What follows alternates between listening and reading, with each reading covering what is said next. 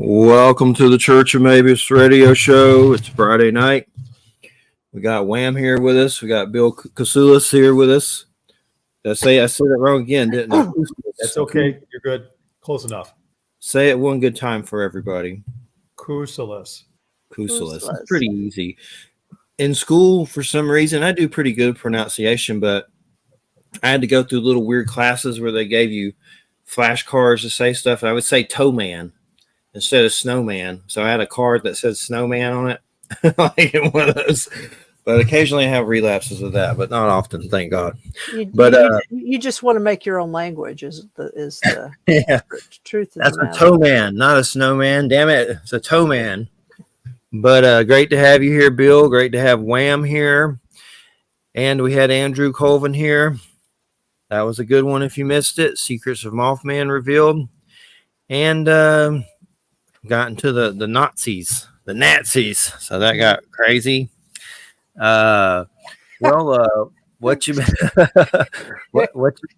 well, one thing I wanted to say is I've been in the news circuit for a while at a particular job that is torturing that I've worked at for a long time, and I have to share news a lot.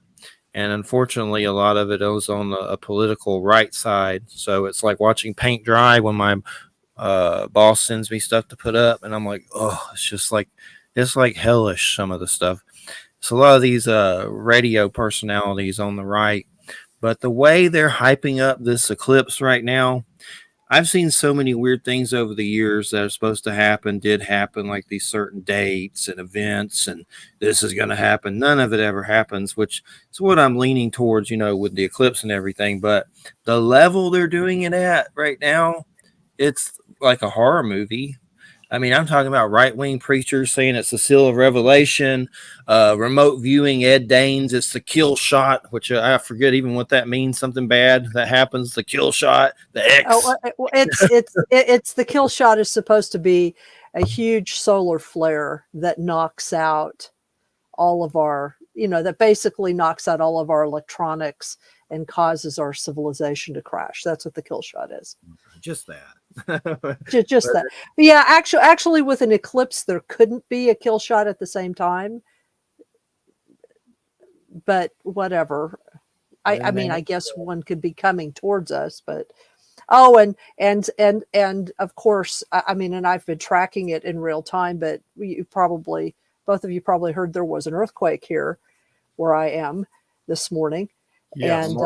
And in fact, there was an aftershock just an hour and a half ago, pretty strong one.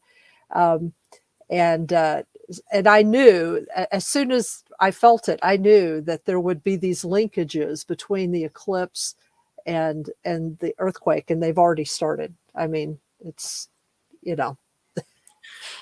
Yeah, I've heard different things like NASA's shooting rockets at it now, and CERN CERN's doing something, I guess, right as it during it, which who knows if that's true. I don't know. See, here's the thing, CERN, they were probably planning on turning CERN on anyway, but CERN's like on the other part of the planet. You know what I mean? It's like not even where the eclipse is going to happen. An eclipse happens, a total solar eclipse that happens on an average of every 18 months that hits somewhere on the planet. But for some reason, when it's in America, it's prophetic. Most of the time it's over the ocean, so it's like, this is a natural occurrence, Yeah. I haven't seen that crazy QAnon crap, that I think this might be a Russian psyop or it's just some jerk offs. But anyway, they're releasing like preparation list items to have on handy and stay out of the big cities, and that's that whole Trump cult thing, and they're hyping it up. So it's definitely a horror movie type situation. Be more concerned about a foreign nation doing something during it, like a nuke or something, or something horrible, but definitely creepy. Well, Bill, good to have you here. Tell us about PRP. Say that first word. Is that a new word? That's one I can't. I know phenomenology. You got it. Okay. It's almost as bad as Kousoulas. It seems like people trip over that one as much as they do my last name. But I mean, really, it's a qualitative methodology. That's what phenomenology is. I'm sure Professor Wham is aware of that. Oh, I studied phenomenology. So German phenomenology, actually. You know it, and you know it better than I do. I'm just going to put that out there. Yeah. But I appreciate the question, Jeffrey Wham. Thanks for having me on the show tonight. I'm sorry Jackie couldn't make it, but we've been doing the book circuit with our first book, Bridging the Tragedy, about the Silver Bridge disaster and the good things that came as a result of that catastrophe. And we've recently kicked off our next project, which is going to be another qualitative study that's investigating the relationship between trauma and paranormal experiences.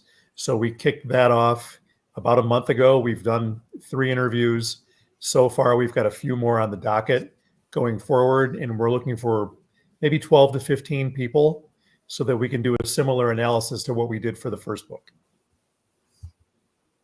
Cool. Definitely fascinating with that.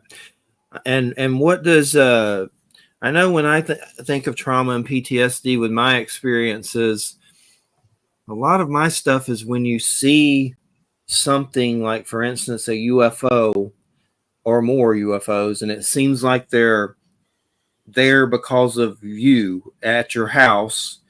And I don't remember ever being taken or anything, but I've seen them on levels where it feels like that.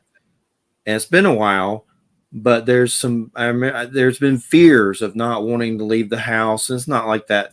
Well, maybe sometimes still like that. But back then I was like, I ain't going out there ever, because I thought there was things, I saw things in the windows. I saw craft with witnesses. So I think I have, some stuff with that's probably, psychological. And then there's the fact that, first off, I don't think I've been taken, but when they're there on that level, it's possible, and you just don't got mind wipe. Like, I don't know. So that's part of it. But I know I have some situations upstairs from it all. There's no doubt about that. But what is it mostly to do with UFO stuff, or is there other things, or what entails it all? Well, we're kind of casting a pretty wide net for this one, because we haven't come out and said, we need you to talk to us if you've experienced trauma, and if you've been abducted, or if you've seen UFOs, or if you've encountered ghosts or poltergeists or Mothman or what have you. We've not tightened it up that much. We've kept it broader purposefully, because the goal is, I've heard over the years that trauma can open the door for paranormal experience. And I'd like to investigate that, to be able to validate it and to prove if that's actually something that's going to give us evidence across a broad spectrum of different percipients in different ways. So to answer your question, we're not looking specifically at people who have been abducted, although one of the 3 people we've interviewed so far has had extraterrestrials in his life for 40 years. So he definitely has spoken to his encounters that he's had with what he believes are extraterrestrials or ultra terrestrials. The other people we've talked to, their phenomena is more along the lines of succubus/incubus from one person. And then the third one has had more of your traditional haunting type manifestations. So really, the first 3 people we've talked to have had totally different experiences.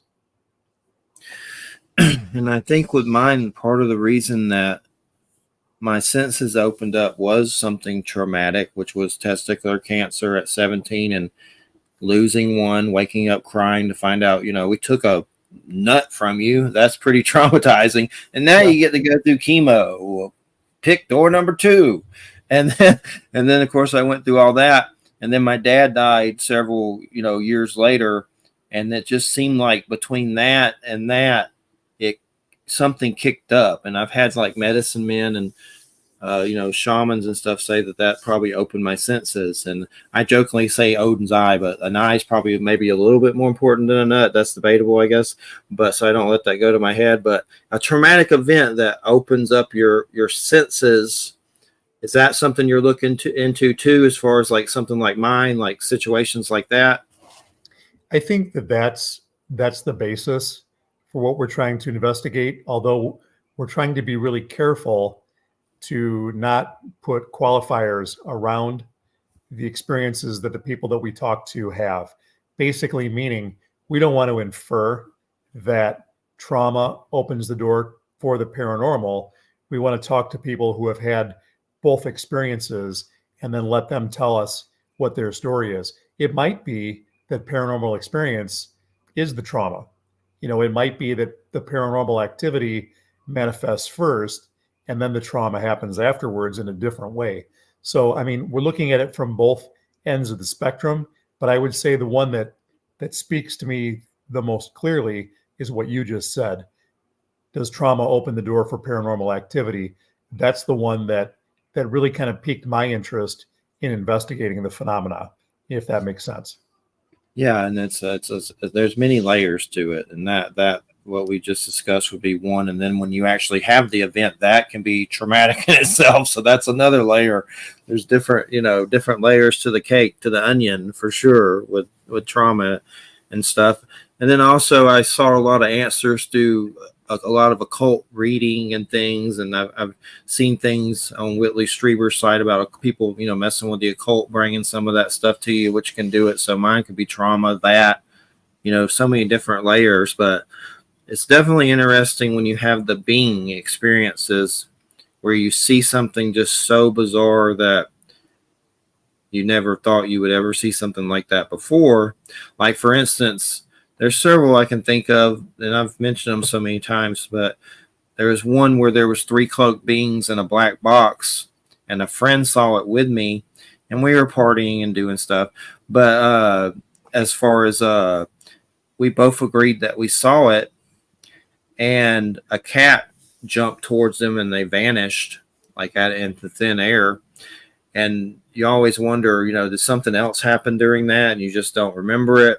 There's another one when I was walking down the road with a dog, and a weird rusty orange ball UFO went over the sky, like very, very over the treetops. And at first you look around like, is there a chain holding that, or a helicopter? Or no, it was just a weird orange rusty ball floating through the sky. And you wonder, well, did they take me during that? I don't think so, but what if they did? You don't know. That's the part of it that's kind of traumatic too, the not knowing what the hell happened and why it's there and why you're seeing it to begin with. It's a lot of different layers for sure. Yes. And what is the end product of all this? Is that, are you going to turn it into a book to release all of the findings of all of it? That's the end product. It will be, yes. As a matter of fact, our first book, Bridging the Tragedy, we interviewed 11 people who had either experienced the Silver Bridge disaster in Point Pleasant, West Virginia in 66 and 67, and or they also experienced Mothman, paranormal phenomena, UFOs, the things that were reported that happened right before the Silver Bridge disaster. The way that we set that up was through 6 chapters, and it was basically set up like a psychological study or dissertation, so to speak. So we had an introduction, talked about the study, gave a little background to what the study was about, and then we tied the interviews in to the book also. So let's say, chapter 1 is the introduction, chapter 2 is the background to the study, and we incorporated 3 different interviews that we had with the people who participated in the study into that. And then we went into a background of like a literature review, giving us some of the text that we used to investigate the phenomena, things that talked about growth after trauma, things that talked about looking at negative circumstances in a positive light along the lines of positive psychology. And then we actually laid out the whole data analysis process. So we had tables, we had charts and graphs. We showed all the different coding that we applied throughout the data analysis to show how we arrived to determine the positive things that happened as a result of the study. So to answer your question, the next book is going to be very similar to that. We're going to lay it out like a psychological study. We're going to get the interviews that we do transcribed and then edited and cleaned up and polished a little bit, and then go through the data analysis process to be able to illustrate, what good comes from trauma and paranormal activity. And so that's the way it'll lay out. in a nutshell. Definitely, if you can find someone else to transcript those, do it. Don't you do it, because I've done it before for Andy and that Praise for the Hairy Man book and mini books, where you listen to your radio show and type it. And I actually put my hand through a door punching it, which is not something I do, but it sucks. You have to sit there and just type everything. Oh my God. I could never do it again. Not with my arthritis and stuff, but I would definitely, it's horrible. I would not do it myself. I'll tell you. Since we did the first one, we did have somebody do transcriptions for us. Jackie did a little bit of transcriptions. I don't get involved with any of that. I've got my hands full of doing the psychological analysis, so that's plenty of work for me. But now with AI being what it is, Jackie has actually found an app that she can use, I think through Microsoft Word, that will automatically transcribe everything, but she still has to go through and proof it. So Right. one of our interviews was 3.5 hours long. It's already 50 pages. We can't use 50 pages for one interview. We'll have to dial that back a little bit. But with AI, it makes it a lot easier to do than having to do everything manually. Oh yeah, those voice to text things are really, they're really valuable. Yeah, I mean, they're used in education now all the time. Mm-hmm. And so they're really valuable. I've thought about this topic for a long time. Not only in terms of my own life, but it's when I wrote my dissertation on the abduction narrative, that was something that came up in it, not just simply as something to study, because actually Kenneth Ring did a study about this back in the 1990s. And he showed some correlation, but it was one of those things where, he's a social psychologist. So it was like, there was more study that needed to be done. So, in my dissertation, I talk a little bit about it. But there's also a sense in which, at least when I was writing my dissertation, which was, now it's been over 20 years ago, at the time, there was this whole school of thought about abductions, particularly, and how, in a sense, the traumatic aspect of that, especially if it could be linked to other traumas earlier in life, was kind of used as the index of its authenticity. Because nobody's going to tell someone who's in pain that they're a liar, basically, you know what I mean?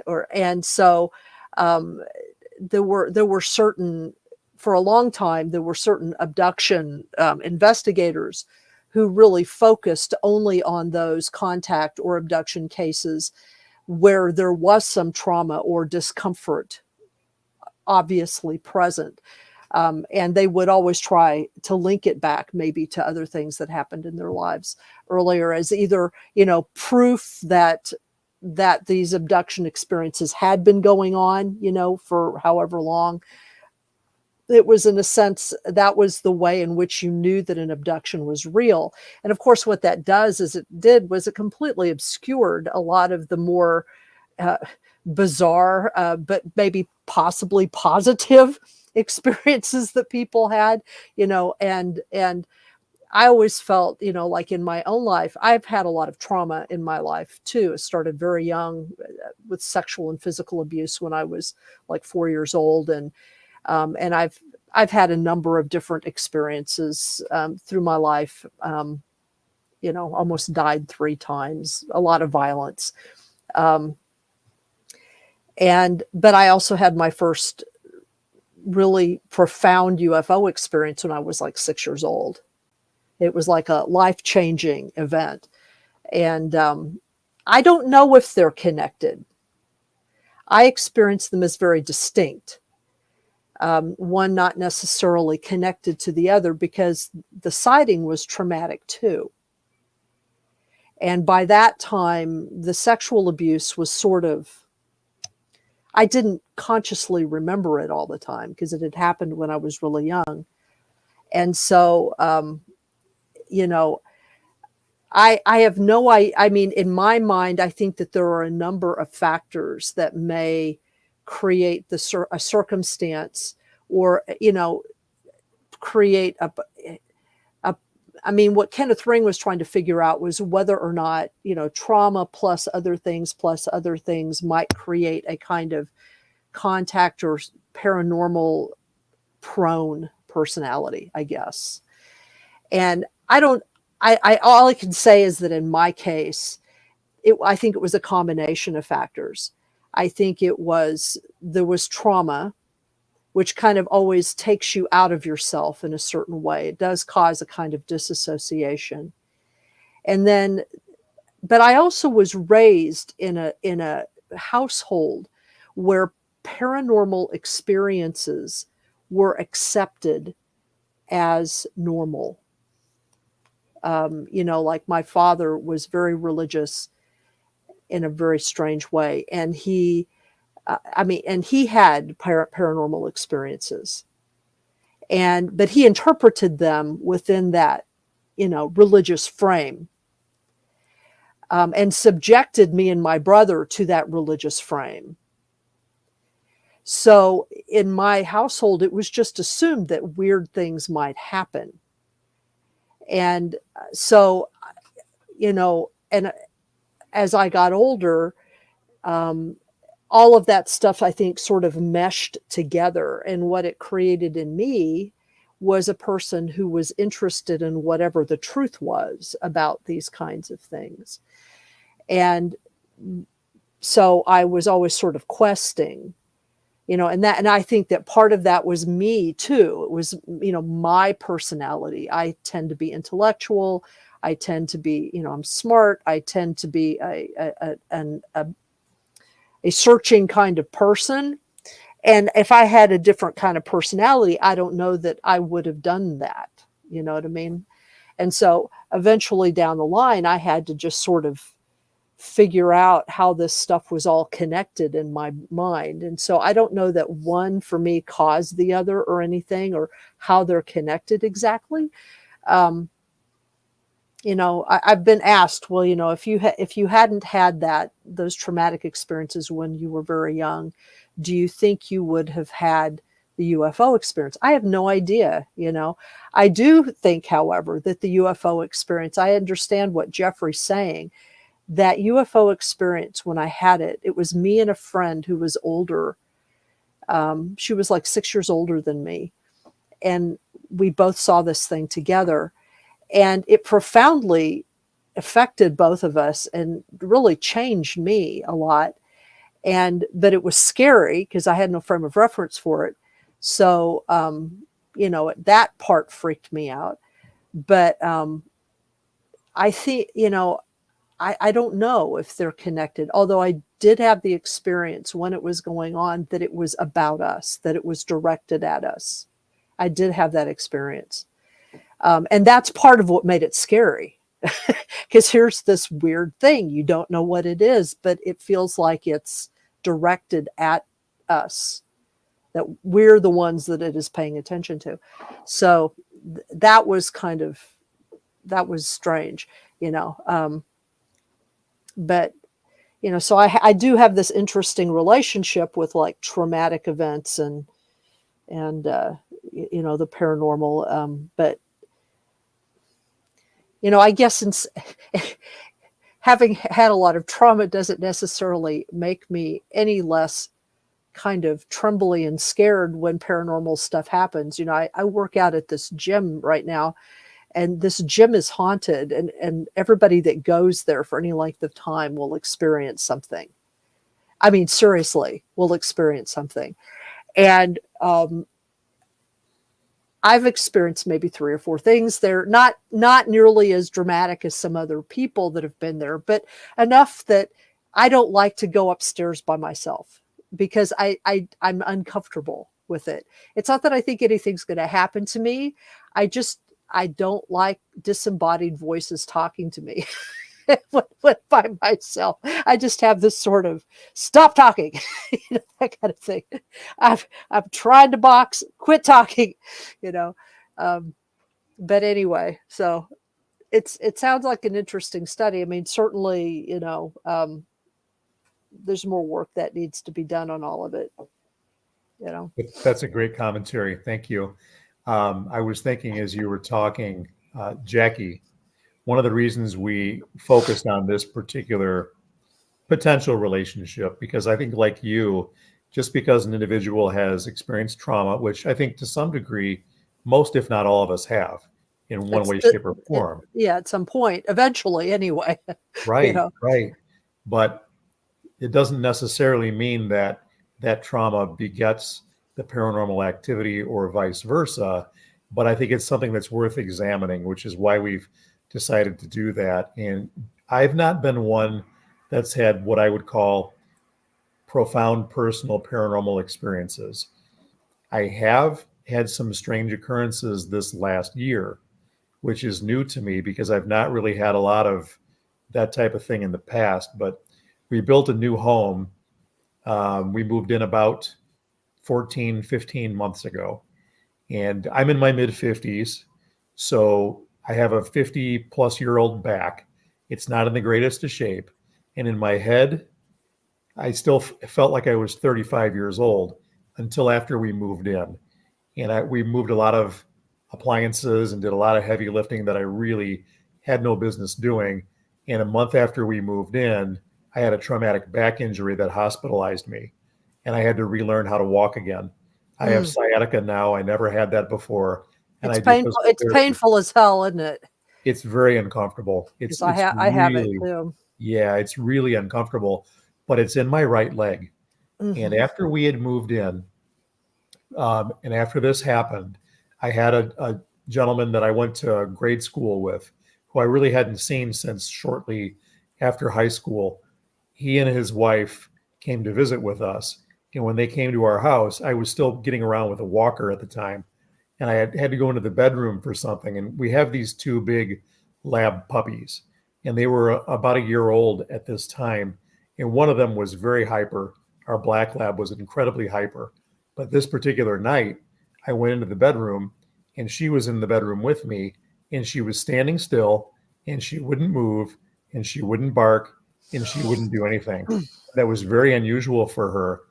And shortly after that, when she did move, she was limping on her right leg.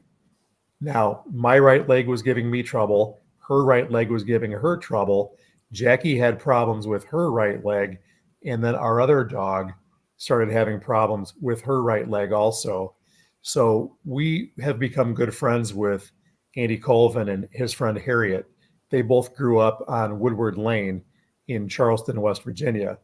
And Harriet is like a medical intuitive. She's very psychic. She has a lot of abilities. And she drilled in on a Zoom meeting with us and said, "You've got something on your land. I don't see it as being a negative entity. It's not there to particularly harm you. But we've kind of come to the conclusion that when this was raw farmland, which it was not terribly long ago, somebody had some type of a farming accident, and it did damage to their right side. Because everybody, all four of us, my wife, me, the two dogs, have all had trouble with our right legs since we moved in here."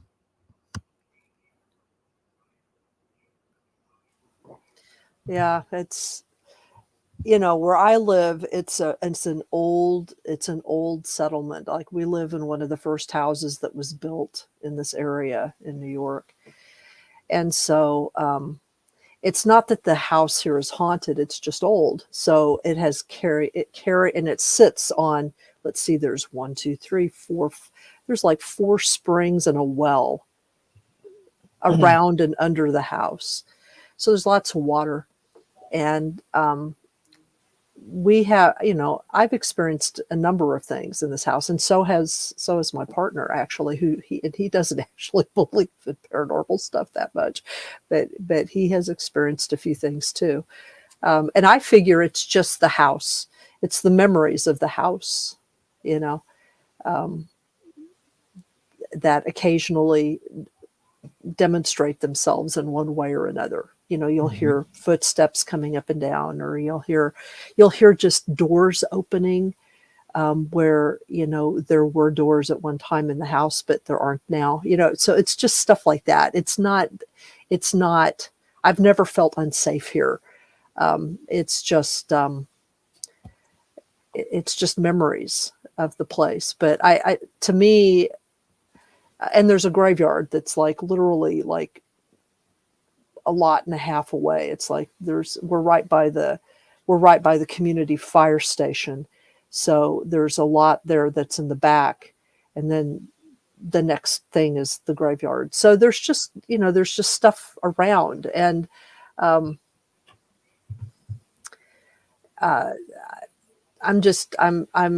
been through a lot in this house already, but you do have to pay attention to the house, because the house occasionally wants to pay attention to you in various ways. Right. It's sort of like in Scandinavian folklore, it would be the tomte, the power of the house wants, or the energy of the house wants to pay attention to you. So you do have to do little things. I give the house little offerings every now and then to keep it happy, to let it know that, yes, we care about you, Sure. Jackie has had a lot of experiences throughout her life. And unfortunately, she can't be here tonight. But if I could speak for her, when she was a little girl, she was exposed to a lot of trauma in her family of origin. Dad was a raging alcoholic and never really physically abused her, but she has survivor's guilt from seeing some of the abuse that happened to her siblings. And during this time in her life as a young child, 6, 7, 8 years old, one evening, she and her siblings all saw an apparition at the end of the hallway that they described as they thought it was Jesus. And she wasn't afraid of this apparition at all until her older siblings started freaking out and said, "You need to come here. You need to come here. Everybody's scared." Well, she wasn't until then, but she experienced that. She also experienced a being that she describes as being like Richard Shaver's Darrow, this giant, wandering robotic type thing in a field when she and her siblings and cousins were out playing out on some farmland she grew up on. She saw that being, and probably the scariest thing that she's experienced has been disembodied heads on the dresser in her bedroom at night. And she saw that growing up and didn't see it again for 50 plus years until right before we moved into this house at our old place. So she saw that happen again too. So she has really directly experienced paranormal activity. She can perceive UFOs. She's seen different lights in the sky. And then she said, "Take a look up there. I see all these different bubbles. I don't see them." And John Keel talked about how people with higher psychic acumen can perceive paranormal activity, where those of us like myself who don't really have that developed faculty don't see it. So she would see it and get angry with me because I couldn't see it, and I couldn't see it. So I got angry with her because I couldn't see what she was talking about. Yeah, it's not useful to be angry about these things. I mean, I don't really see stuff either, or very rarely do I see stuff. There's been maybe, other than the UFO, I haven't really, and one poltergeist. Well, you don't see the poltergeist, you see the effects of the poltergeist. I did experience a situation where there was poltergeist activity going on in a friend's house, and I did witness that. But I don't see much, but I hear a lot. I hear things, and I also smell things. I have this thing with smelling. Like I can tell if, and sort of I'm very good at vibes, feeling when the energy of a room has changed, or experiencing something, a presence. I mean, one of my favorite stories is something that happened here where I'm actually, I'm in my office, my bedroom's right behind me. And this happened a few years ago. I've told this story before. But this is kind of the way I am.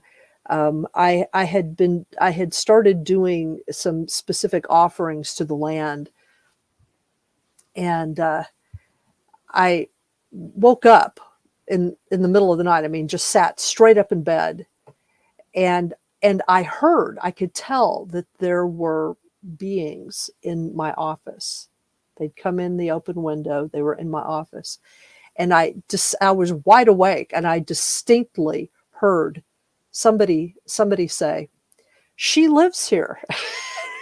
Just like that. "She lives here." And I yelled through the door, "Get out."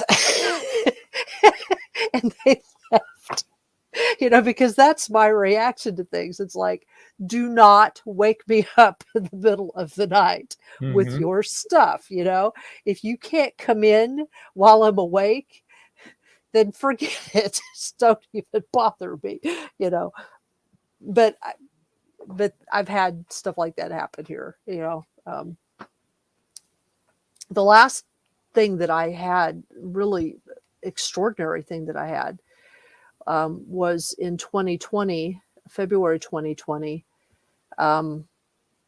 when I got COVID. I got one of the first cases of COVID here in Ulster County, and it was one of the original variants. It was the Italian variant that came over, and I was really sick. I mean, I got the pneumonia and everything, and I thought I was going to die, honestly. I mean, I didn't end up going to the hospital because my oxygen never fell below a certain level, but I was really sick. And I was also dealing with the fact that a friend of mine, a very close friend of mine, was dying of esophageal cancer at exactly the same time that I was really sick. And I had a health crisis about 2 weeks into the illness. I had a health crisis where I just couldn't breathe. I mean, it was like, I remember I was sitting up in bed. I had to sleep sitting up, and I was really aware of the fact that this could kill me, whatever was going on, that this could kill me. They didn't have tests yet, so we didn't know for sure that it was COVID. They later on figured out that it was. They took the antibody test. I took the antibody test. But I was sitting up, and all of a sudden there was this presence at the foot of my bed, and it was tangible enough that it's like my feet were sticking out, under the covers. It was tangible enough that it felt like it was sitting on my feet. And I interacted with it for several hours, because it basically was explaining to me what I needed to do in order to live. Oh, wow. And how some of what was going on with me was connected to grief, and some of what was going on with me was connected to other things that I wouldn't let go of. And I mean, it was like if you want to recover from this, it wasn't denying that there was a disease there, but the idea that so you may get diseases not just simply because you catch them, but because they are a teaching mechanism in some way. If you've ever heard about that. But it was like, yeah, you have this disease, but the reason it's killing you is because of this. And I was given very specific instructions. And as long as I followed those instructions, the symptoms would lessen. But if I sort of varied from those instructions, it would get, I mean, and I went back and forth, like most of the night. And eventually I must have done it well enough, did my work well enough that I finally fell asleep. And when I woke up the next morning, I could tell something had changed. And so I started getting better then. I mean, it still took me 6 months to fully recover from it, but I started getting better then. And but the presence was very physical. I mean, it was like I could almost see it. It was like kind of a shadow. It was sitting on my feet. It was kind of a shadow. It was about human size, but it wasn't black, like the shadow figures. It was kind of gray, and it was just there. And I had like a low light on in the room because I had like a vaporizer in the room. I had a low light on in the room, and so I could sort of see it. And I don't know what it was, who it was. I never asked. I figured if it was going to help me get well, I should just shut up and follow its instructions. I guess it could have been some kind of projection of me. I don't know, but it was pretty weird.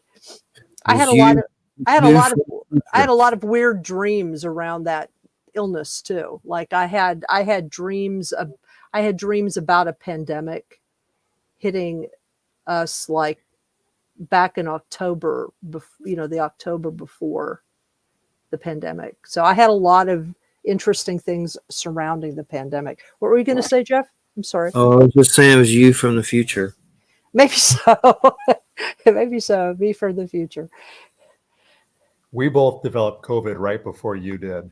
In fact, December of 2020, our granddaughter, who was living with us at the time, was working in an Alzheimer's facility right down the street from us. Well, it would have had to have been 2019 because remember, 19, I get 19. Yeah, I'm sorry. Yeah. No, that's fine. That's fine.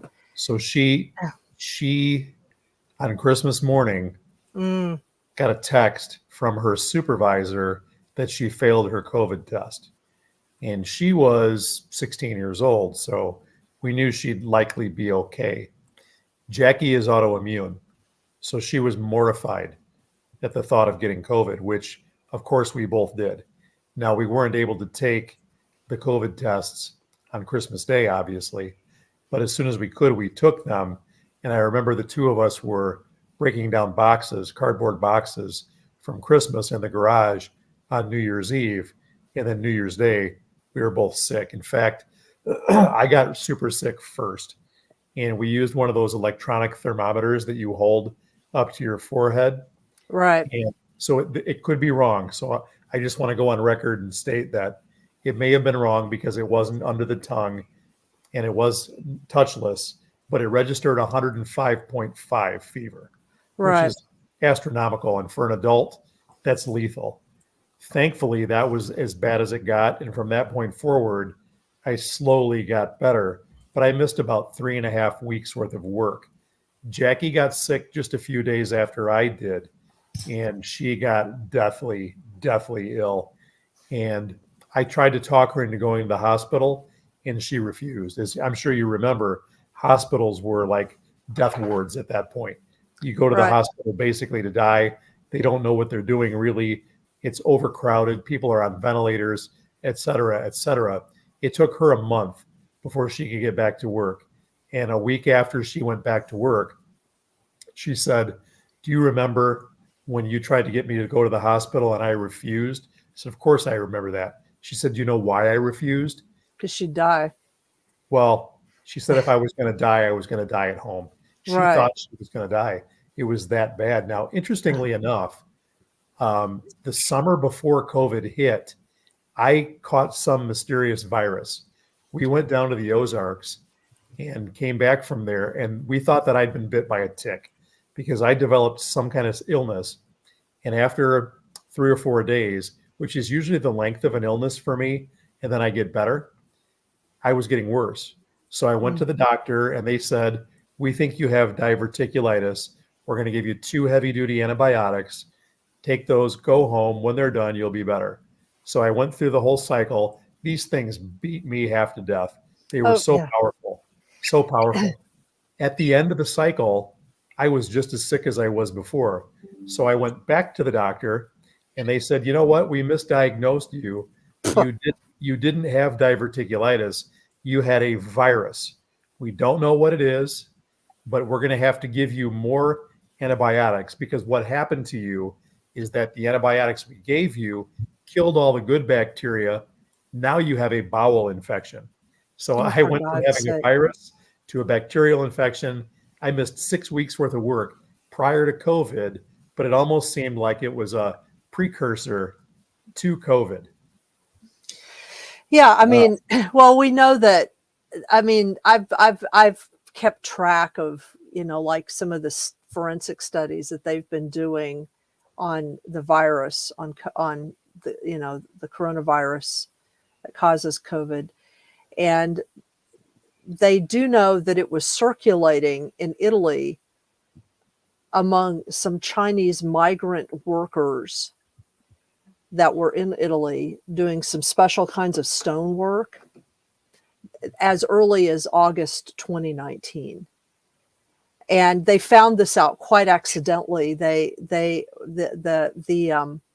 migrant workers had been brought in for this special project. There were like 300 of them, and they'd been brought in for this special project, and they all had to undergo blood testing, routine blood testing, just, you know, because they were going to be in the country for a while. It was just part of a health profile, you know, as they came in. And but vials of their blood were kept. And so what they were just doing some routine testing of those vials of blood, and they decided to test them for the coronavirus. And they were like almost they had like almost 200 samples, and 18 of them came back positive for COVID. So Wow. what that means is that they'd been exposed to COVID already in China and had developed antibodies. That's what it means. So what an early version of it was circulating much earlier, which is not uncommon in viruses. Oftentimes viruses have to do that before they become virulent enough to start actually spreading. They have to go through certain stages of mutation. So, you know, but it was already present in certain forms by the summer. And that's when of I experienced 2019. it. I'm Right. going to need to take a break for a couple of minutes. Sure. Okay. Go So for it. I'll mute myself and stop my camera, and I'll be back with you in Sure. about 5 Okay. minutes. Go ahead. No Okay, problem. thanks. And let's see. Goodness, it's April. Oh, Yeah, it's April. It's past Easter. We're done with all that.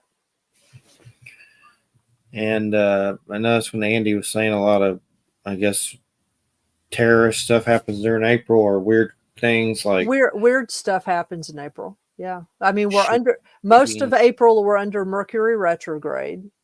Oh my God, when's that start? It started at the April 1st, and it goes Oh, and it goes until April 25th. So it's I kind of didn't a even long know one. it started, but something felt weird. Yeah, and then we have the eclipse, and who knows? Who knows what else is happening? Yeah, Although I everything. think the eclipse is just a normal thing. I don't think that's a weird thing. Yeah, it's just people being stupid over it. I didn't even know Mercury retrograde was happening. Figures. I'm surprised. I usually keep up with it, but I didn't even know. Yep. And I don't know. I'm trying to find my gas list. I sent it to y'all. So Well, yeah, anytime I try, I think you already sent it to me here. Let's see, yeah, unless you've updated it. I can find it and scroll up. I'm on a different computer, so here it is. Nancy Times, Ron Moorhead, Wallace Wagner. Yeah. Those April 12th is Tiana McQuiller. That's who we were just talking about. April 19th, Matt Allaire. That's with Jay. That's the X-Files dude. He runs the whole X-Files group on Facebook. Yep. April 26th is my friend Jerry Avalos. He's coming. He's been on a lot. May 3rd is Brian M. Bowden. That's from some Three Beards podcast. That's Jay. But when you come back, yeah, it's Nancy, Ron Moorhead, and Wallace Wagner. And let me see. And then May 31st is Stephanie Vegas. That's a friend of Graham, the artist guy that wants to come on. Christina's probably going to sit in to do that one. Jim Willis. That's Near Death Experiences, June 7th. And there's some other ones I've scheduled. This one's not that up to date, but it's almost. Ron Moorhead. That's going to be a good one. Looking forward to that. Yeah. You got his book, right? I sent it to you. Yeah. I got it. I need to start looking at it, getting into it. Wallace, I think you were on for that one, or was that Jay? He's like a preacher in UFOs and stuff. He's pretty interesting. He's coming back on. That'll be the 24th. Nancy, that's someone I've known for a while from Yahoo ET Life Chat, and I've been seeing her on all the radio shows lately. I just knew her from a chat room a long time ago, but lately I've been seeing her like on Michelle's show and everybody's show. It's just UFO stuff. Just UFO stuff. UFO stuff. Now I see what I think is a UFO in the sky. I'm like, oh, who cares? If they're going to come down and talk, who gives a crap? I'm tired of you. If you're not going to come talk, just screw off. I'm sick of it. Playing your Riddler mess. But hopefully next week's guests don't bail on us again. Yeah. I sent her a check-in. I checked in. But Ron Moorhead, who else? I'd have to look on the other computer. But welcome back, Bill. Did you change locations, or is that a weird background? No, I changed locations. My computer was dying. I didn't get it properly charged up, so I just plugged it into the adapter, and I stepped down into the basement. So now it looks like I'm in a bunker someplace, right? Yeah, I know. It was like, where are you? Area 51? Like, but yeah, we got Ron Moorhead coming on. That we're looking forward to that. He's got a new Bigfoot book out, so that's pretty cool. So that was the guest that's coming up. But disembodied heads, I can't get over that one. I've always heard stories about those in like native lore and things like that. And then my leg, the legs that's hurting bad is the right, which I know there's no connection to you. But then I started letting my horror, Stephen King, the peg leg man's coming, and all our right legs are hurting. But I think mine's gout. It seems like it, but I know a lot of it. Like I was like looking at the symptoms as my toes hurting. Like that's supposed to be a big one for gout. Like your big toes, like feels like someone's smashing it with a hammer. But a big part of mine is behind the knee and in the knee, and it gets worse when you sleep at night. And you have to turn over and But started taking tart cherry gummies, so hopefully those help. Someone said cherries help, but eventually I'm going to go to a doctor maybe and get that stuff everybody's talking about. They are talking about, but I know for some reason, I don't know why, but tart cherries. It's like they have gummies of it on Amazon that supposed to help with, I guess, uric acid or whatever when you get a buildup of that. And now I'm looking at all the diet crap. I'm like, oh my God, how am I going to do that? Like I started having gout, believe it or not, in 5th grade. And I've dealt with it for my whole life. And I'll tell you, for anybody who's not experienced it, it can be excruciating. It's just awful. 5th grade. Why 5th grade? Why? I have no idea. Is it the acid buildup, like just an abnormal amount? That's a big part of it, right? The uric acid or whatever. I've always been a big sugar head. I think that has something to do with it. And I think red meat has something to do with it also. But I would say probably more on the sugar side for me. Yeah.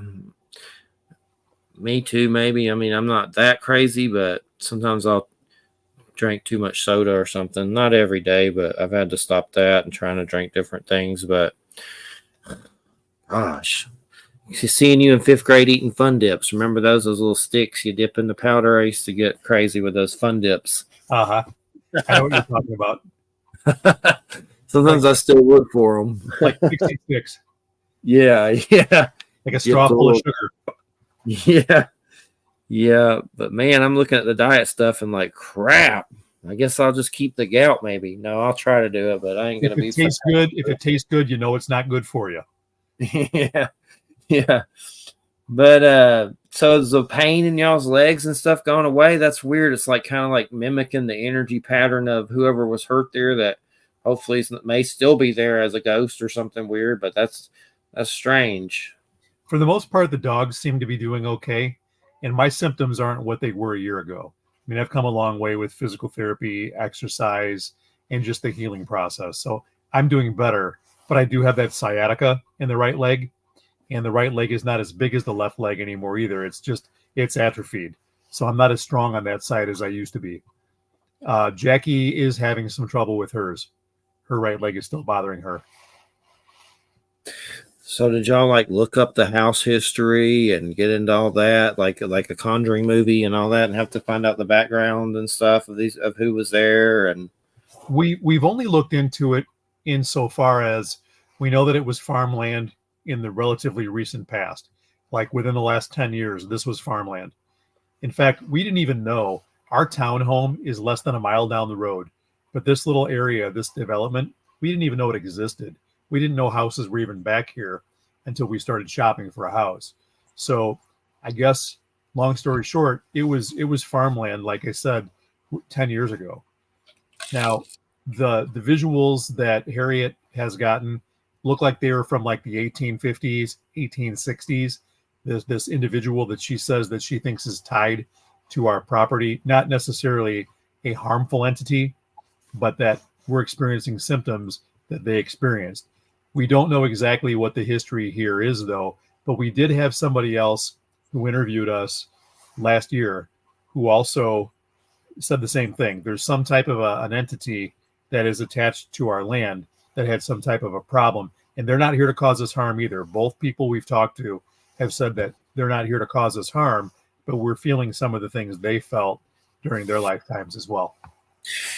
weirdly enough, and I've thought this, my stepdad died in this house and he had gout, but he died from autoimmune. But it's creepy to think about. I mean, I've heard stuff like ghosts can like make the people feel like whatever they experienced or something.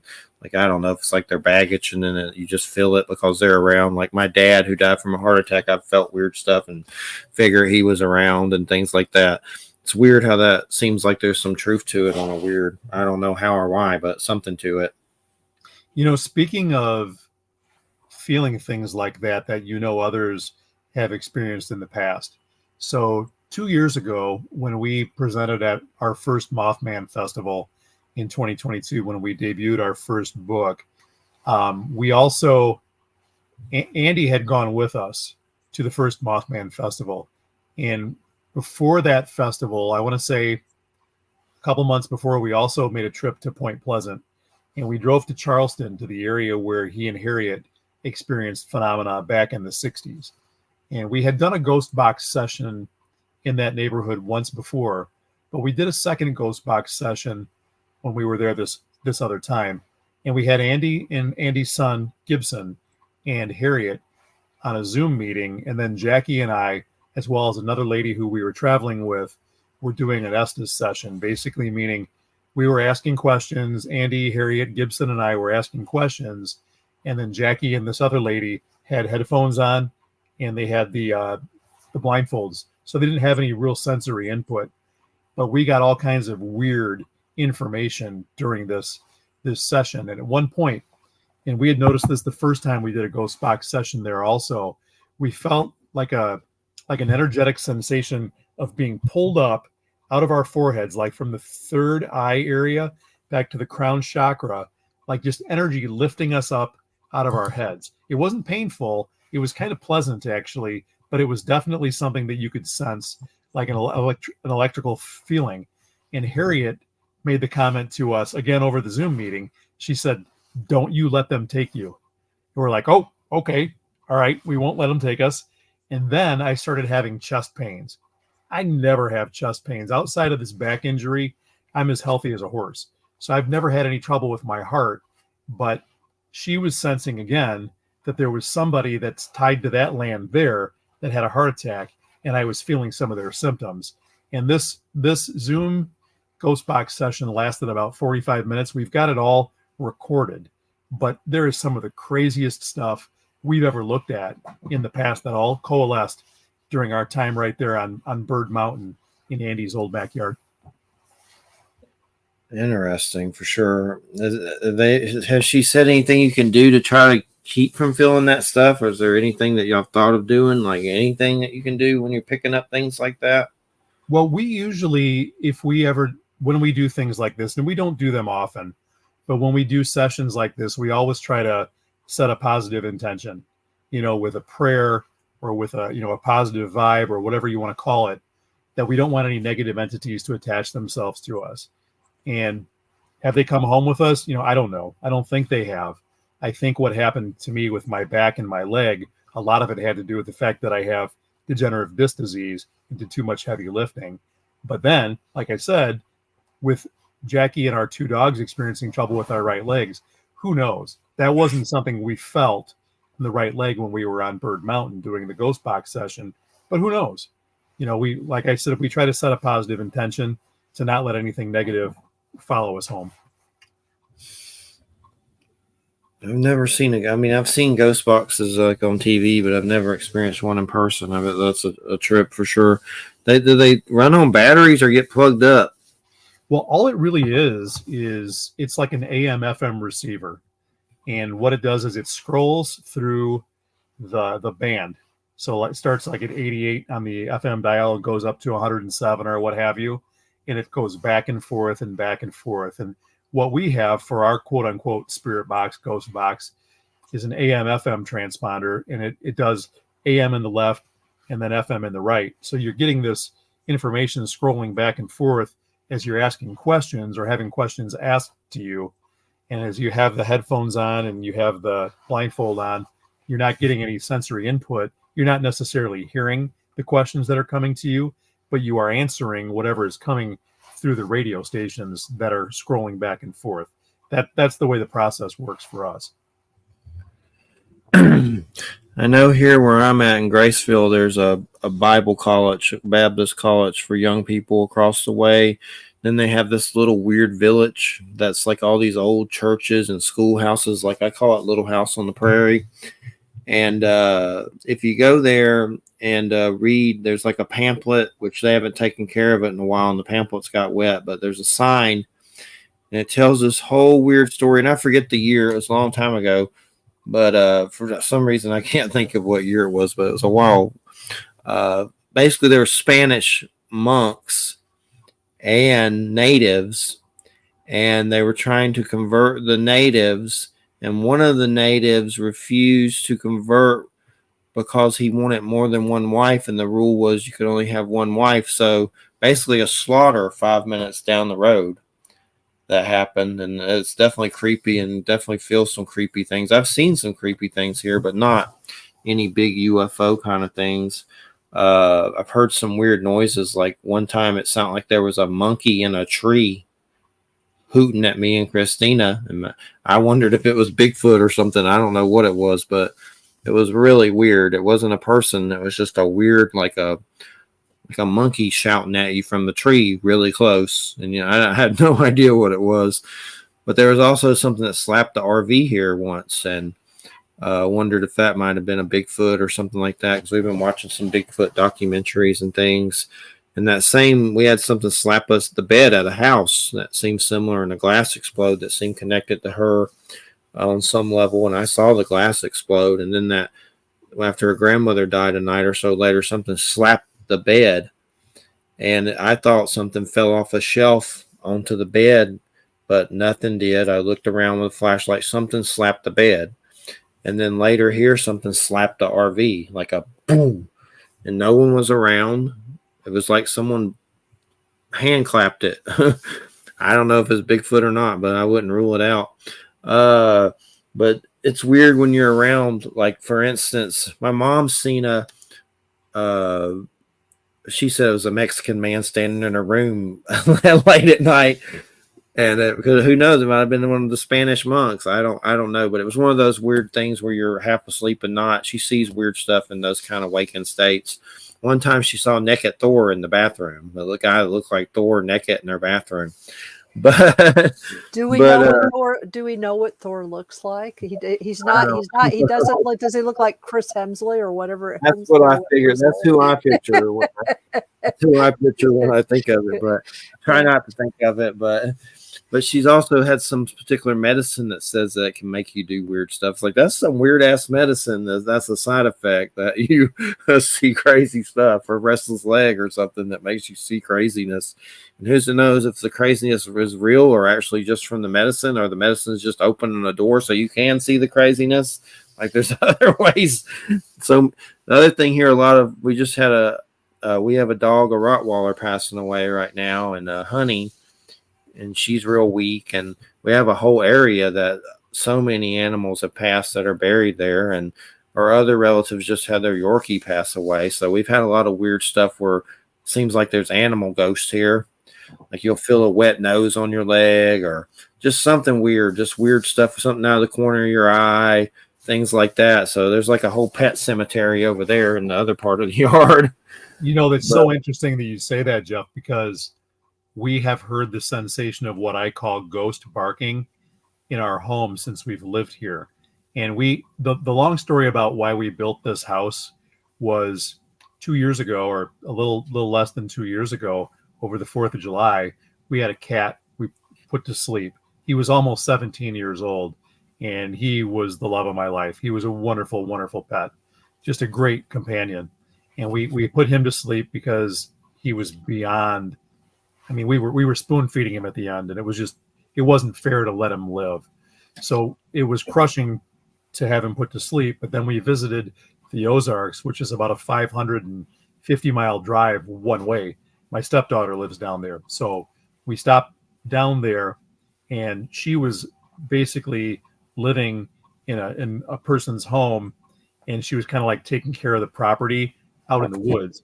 And he had a pair of dogs that had a litter of puppies.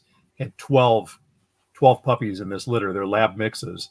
Half of them were eaten by wild animals. Our 2 girls who we adopted and brought home with us, they would never have survived. They'd be gone now too.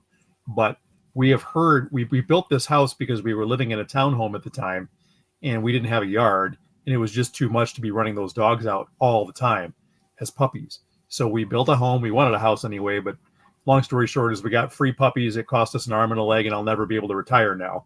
But we have this nice, beautiful home, and we have these barking sensations that happen at night now.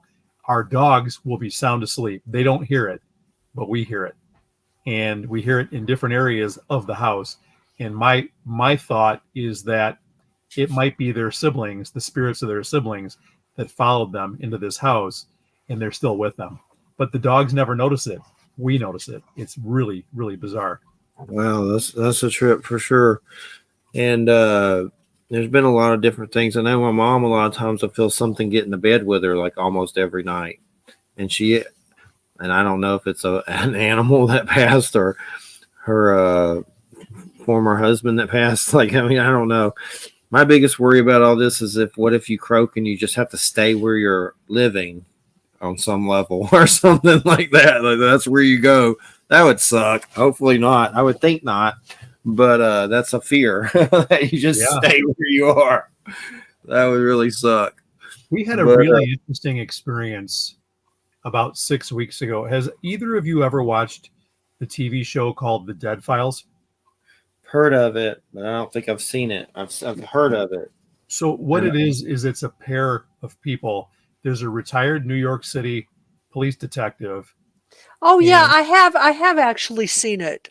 I've seen it like maybe a few times. Amy Allen is a psychic, and the 2 of them do independent investigations of haunted places. Now, where we live, we're about 35 miles away from where they did one of their shows. And the place that they did this show is called the Roadhouse. It's in Oregon, Illinois, about 100 miles west of Chicago.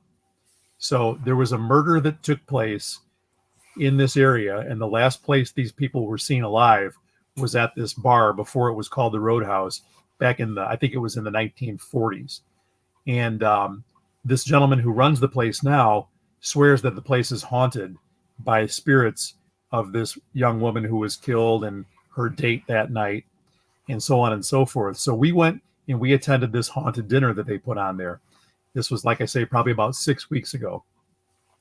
And as we're there, Jackie has a malmeter with her, which calculates different disturbances in pressure and temperature changes, things like this. And she also has an app on her phone that's picking up data also. And we're having the dinner, and the gentleman who runs the place is giving his lecture and telling us about what's going on. And these random voices start popping out of Jackie's phone. And I said, will you turn that thing down? He's talking. We're having dinner right now. I get that you're getting information, but we need to like quiet this thing down. So she looks at me kind of half cocked and she turns it down. And long story short, the lady who was tending bar that night is also part of this paranormal show that they do.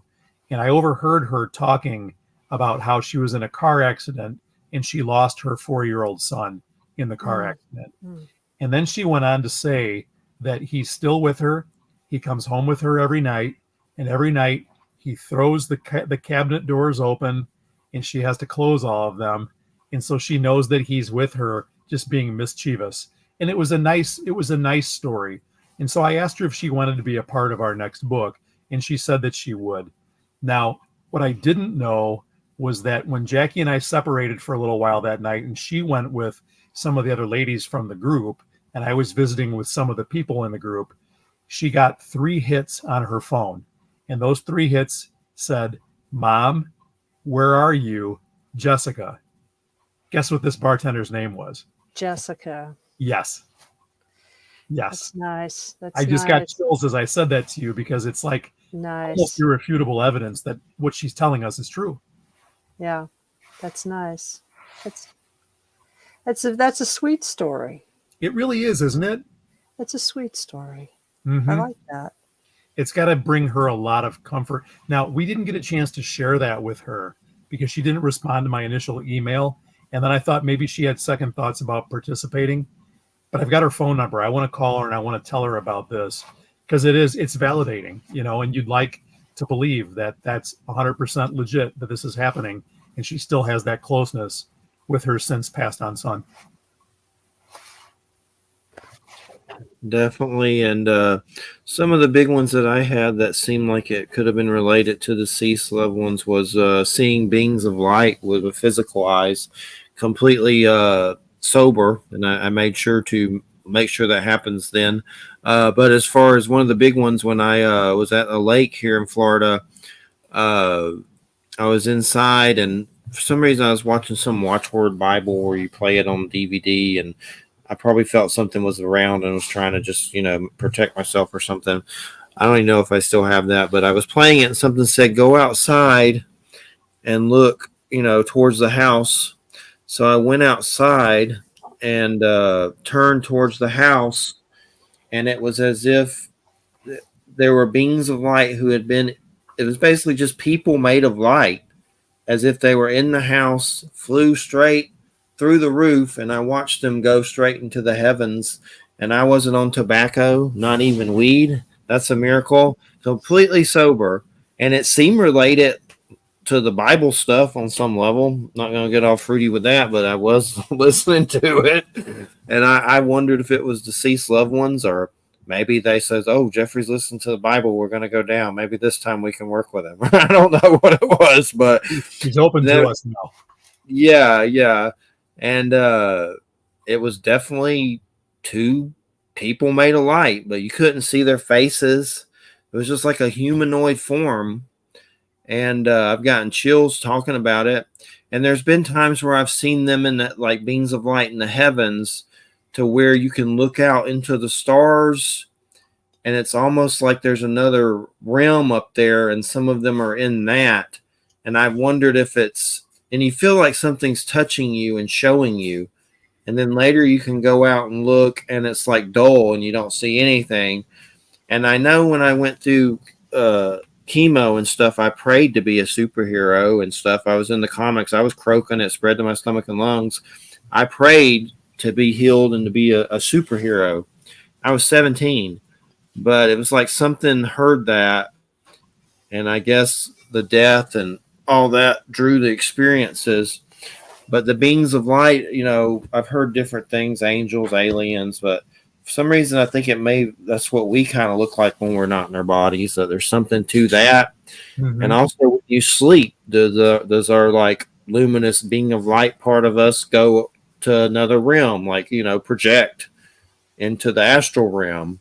And I was seeing all that. It almost looked like a Sims game, which I don't even like the Sims game, but that's what it reminded me of, like a bunch of Sims talking to each other in a video game with the little bubbles. But it was beings of light.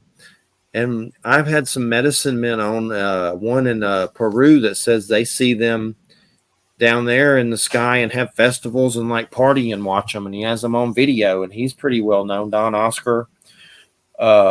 He's been in a lot of self-help stuff and things like that. So that's been one of my big ones, and that one I think is a comforting one. It's a lot more comforting than little creepy phantasm dwarfs in robes with a black box, that's for sure. But yeah, the beings of light is my biggest experience, besides the UFO stuff, for sure. That's really positive. That's really positive. Back in 2010, I befriended a man who had become homeless. He had all kinds of substance problems, and he couldn't afford to keep a place to live, but he wanted to get himself straightened out. And he made a lot of headway and got off the drugs, got off the alcohol. He was really cleaning himself up. He was in his early 50s at the time, and he had told me that he'd been to the doctor and that they said that he had pleurisy, which is a condition I was not familiar with at that point in time. I've come to understand what it is since then. But long story short, he didn't have a place to live, but we found a place about 70 miles away from where we live now that was able to take him in for the summer. And so he went to this place, stayed there for a time, and then he came back to where we live to get some legal things taken care of, but he wasn't feeling quite right. And he made it like a year clean and sober. He was doing well that way. But then he found out that it wasn't pleurisy that he had. He actually had cancer, and it metastasized. And it ended up going into his brain and into his lungs and, I mean, everywhere. And he was able to kind of make peace with his family, his estranged wife, his children he hadn't seen for many, many years. And then he passed away on hospice a short time after that. And it was really heartbreaking to watch him, get his life in order just to check out. Now, Jackie knew that it was pretty profoundly disturbing to me to lose him, to be that close to him towards the end. And she's a meditator. So she had gone into the closet to get into some deep meditation. And during her time in meditation, he approached her from the other side.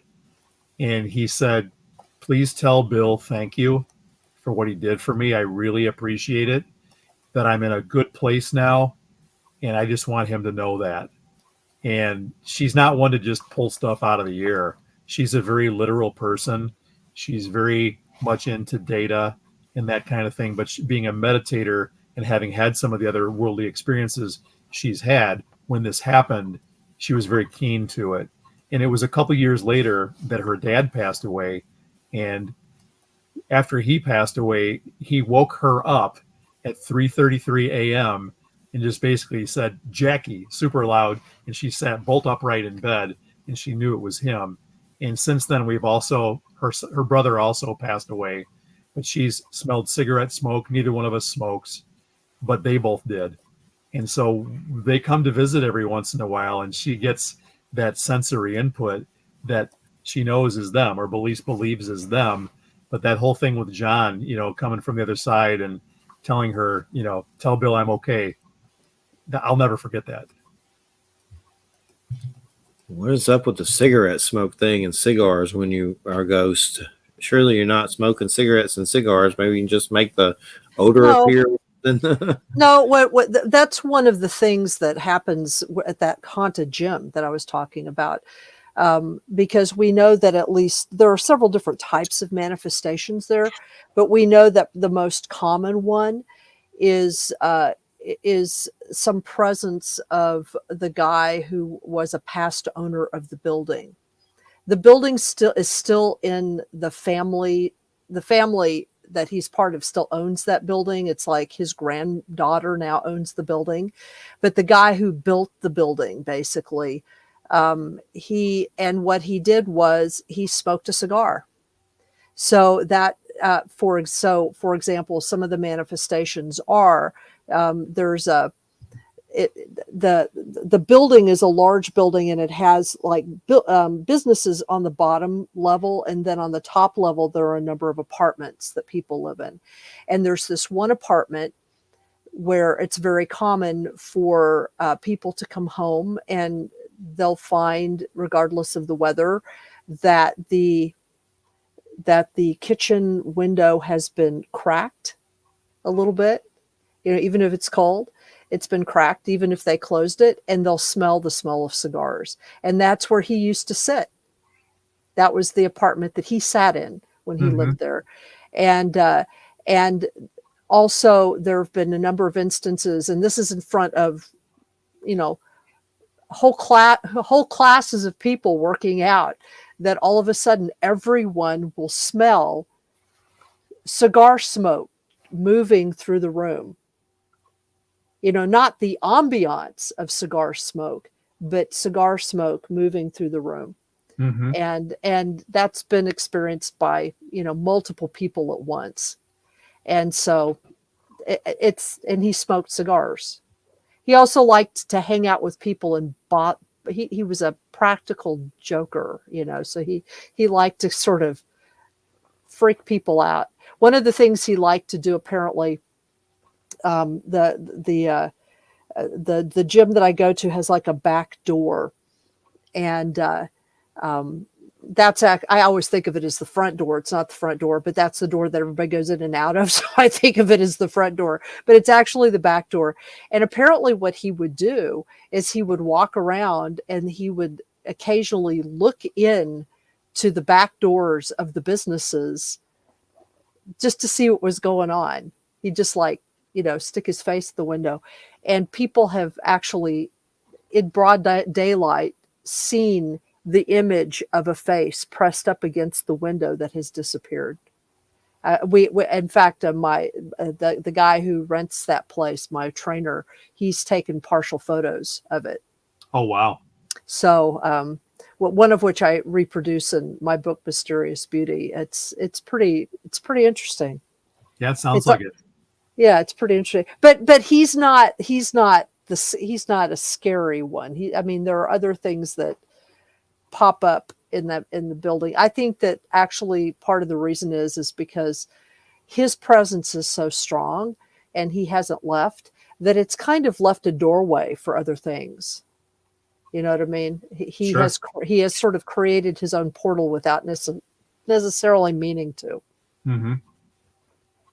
So we did a ghost box session when we were in Point Pleasant a few years ago. In fact, we were watching it right before I joined you guys tonight. Jackie had it on the TV, and it was in a dance studio right across the river from Point Pleasant, in the town of Gallipolis, Ohio. The young lady who asked us to come in and do this, she works for the Mothman Museum, and she also worked in this dance studio. And she said that there was like an apparition of a very young boy, like 3 years old, who was kind of pestering some of the kids in this dance studio. So we went in and did like an hour-long ghost box session in there at that time. And we got all kinds of really strange information. The young lady who had us do this is a descendant of Carolyn Harris, who we dedicated our first book to, who ran the Mothman Diner. And she lost her young son, Timmy, in the Silver Bridge disaster. And we kept getting hits like this could have possibly been him. And he had drowned in the Ohio River during the Silver Bridge disaster. And now he's haunting this particular dance studio. Now, we don't know that that's the case, but we got some information that led us to kind of think it's a possibility. We had some really strange input from that session as well.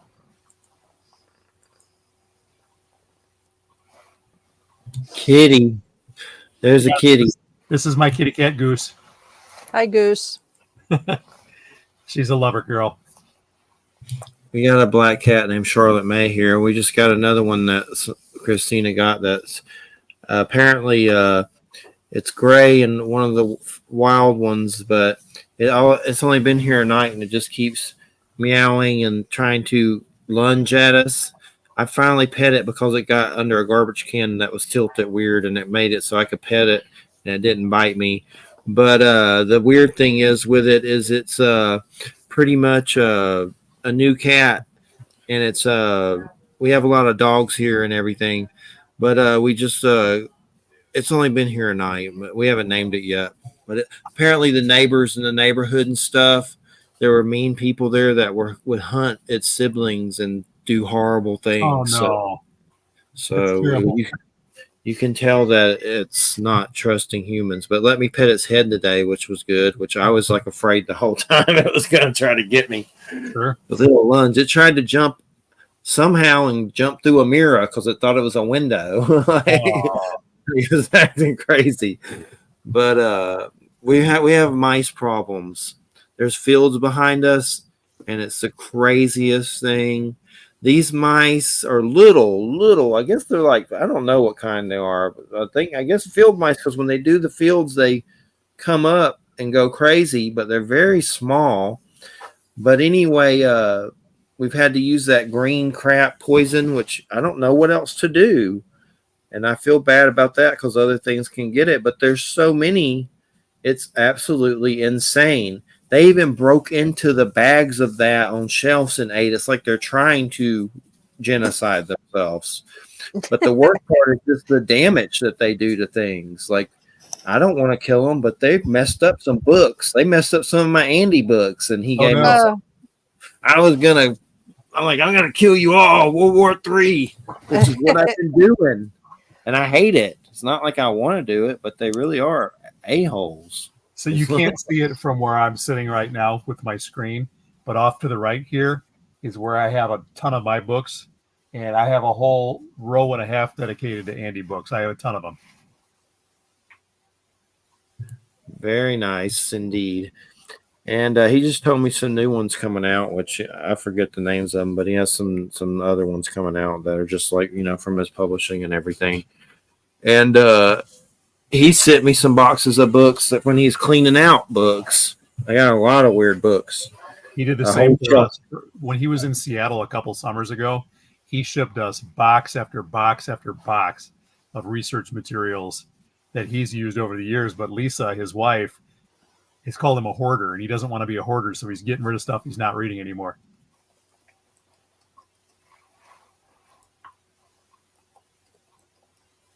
So what's next? You've been doing a lot of the radio circuit. How's that been? That's been an experience. Have you been on Coast to Coast yet? I was on Coast to Coast once a couple of years ago before the first book came out. In fact, I was on with Ian Purnett, who has since passed away. So I did that probably 2.5 years ago. But yeah, lots of shows. I've been on Paracast. We've been together, you and I, for I think this is our third time. And it's been a lot of fun. I mean, we've really been enjoying it. Definitely. I got to do something with a dog, the one that's hurt. But Wham, if you'll take over for a second, and I'll come right back. Sure. Hold on just a sec. I've got all these people messaging me, so I've been having to sort of do chat as well as. We got a Rottweiler she's about to check out Honey, not doing well. But how old is she? Like 10 or something, 10 or 12, like the oldest that they're supposed to be before they croak, that whatever year that is. So my mom's told me, it's not mine, but 12. But I'll be right back just a second. Sure, not a problem. Oh, so how long do you think it's gonna be before you can get this material together in a book-like form? I would very much like to do it in 2024, but I think the likelihood of that happening is probably pretty slim. The thought that I have at this point is probably summer of 2025. It should be ready to go to press then, because we're only really in the very beginning of conducting the interviews. We have a half-baked literature review, but that's really just collecting a lot of psychological articles and some other paranormal books to give us a background to the study. So the likelihood is it's going to be, I'd say, at least a year to 15 months before it's complete. Speaking as one academic to another, if you need any help with anything, I've got like tons of stuff. This is something that kind of what you're doing is part of what informed certain aspects of my dissertation. I would love So, to collaborate with you. In fact, as you were sharing some of your experiences earlier on in our conversation, it seems to me that you'd be a wonderful candidate if you'd like to participate in this book. well, that'd be great. Yeah. Yeah. Jeffrey can give you my email. So, but yeah, and I also have, I know that it's kind of when you're doing research on these things, it's kind of hard to find. I don't know why it's hard to find. I think it's just because we do research differently than we used to. It's kind of hard to find older sources sometimes, you know what I mean? But I have some of those older sources. So, or things that places you can get them. So, that might be able to help like round out your literature section, that kind of stuff. So, I'm willing to help in whatever way. Just because I think this is it's an interesting way of talking about consciousness, I think, really. Because I do think that trauma, lots of people experience different types of trauma, but I do think that certain types of trauma combined with certain contexts and certain people do create contexts that it's not that it makes the experiences happen. It's just, I think what it does is it tunes a person to perceptions of realities that are always there, really. It's not like it's creating the experience, but it's making you open to the possibility that what we see in this world, what we immediately experience, is a cover for something else or is an expression of something else, if that makes sense. It totally does. And the first thing that came to mind in John Keel's research, specifically a book called The Eighth Tower, he really talks a lot about our perception of reality. We're only able to see a certain portion of the spectrum. And he likens it to kind of like we talked about the ghost box. If you're scrolling across frequencies, every once in a while you get a hit. And I think that there are things that are out there that are just beyond our everyday five sense experience, but they're not that far away. It takes a certain predisposition or perhaps traumatic event or eye-opening aha moment, a mountaintop experience, whatever it might be, to get us to be able to see things beyond the noise of our everyday existences. I think these things are always going on. I think they co-occur with our perception of reality. They're just a little bit beyond our normal perceptive faculty, but they're there. It's just a matter of being able to dial into them. Yes. Well, yeah, exactly. And being open to the possibility. Our society is very, and I guess I don't know if you're familiar with the Seth material, but a little bit. The Seth material has influenced significantly kind of the way that I see the way reality works, I guess. And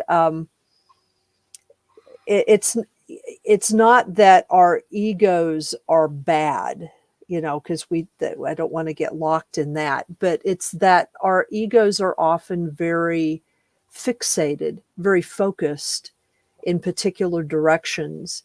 And that can cause a kind of rigidity about what reality is. And I think that what happens is trauma or any event that kind of falls outside of things that you've experienced, that if you don't have a frame of reference for it, I think a lot of those kinds of experiences, I think actually even falling in love can do this if it's intense enough, but it what it does is it disrupts that rigidity. And And then you have to be open to the possibility that what you thought you don't know. And that right there, there's a whole, there's a whole huge percentage of people who don't even want to do that. They don't even want to go there. And that can cause fear. It can also cause, I lived in a religious household that was so rigid in some ways that to try to understand reality in any other way than my father presented it wasn't just blasphemy. It was like violating his sense of self. Mm-hmm. You know what I mean? Yep. And he had really violent reactions to that. So he was very, and I understand it had to do with where he came from. I didn't understand that till I was older, but I think that experiences like illness, like the experience that I had with COVID, which was a very physical experience, but also a very psychological experience in a lot of ways, and a spiritual experience in other ways. To me, that shows that told me about, it didn't tell me about the origin of the disease. It didn't tell me about how the disease necessarily travels or works or gets caught, but it told me about why I got sick and how I got sick with it.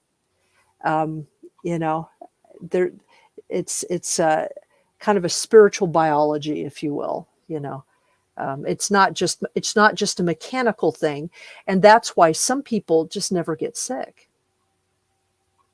Or there are all kinds of incommensurates with COVID that they haven't quite figured out. Things like, you look at Sweden and Norway, for example. Sweden and Norway have very similar populations. They have very similar in terms of demographics. They have very similar rates of poverty and wealth, and very similar health care systems. And they adopted different strategies for dealing with COVID, and yet one I can't remember now whether it was Norway or Sweden, but one of them adopted a less stringent, a less restrictive policy towards COVID than the other, but they had about the same amount of infection, although who died differed, and it was the more restrictive culture trying to control it that had more deaths. Mm-hmm. So it's like, it's not just a mechanical thing. It's not just diseases are, I think of pandemics as not just simply a pathogen getting out of control or a contagion, but there are many things that are contagious, including fear and materialism and soul sickness. There are lots of things that are contagious, and they can all be expressed through the process of a pandemic.